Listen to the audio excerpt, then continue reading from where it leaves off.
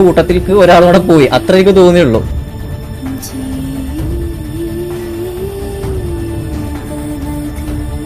പക്ഷെ ഞാൻ പറയണത് പ്ലേയേഴ്സ് ഇങ്ങനെ പോകുമ്പോൾ ഉറപ്പായിട്ടും അസ് ഒരു ലീഡർ, അസ് ഒരു കോ ലീഡർ അവർക്ക് നല്ല വിഷമം ഉണ്ടാവും. അത് അവർക്കൊരു ഡൗൺ ടൈമാണ്, അത് അവർക്കൊരു നല്ല ശോകം ടൈമാണ്.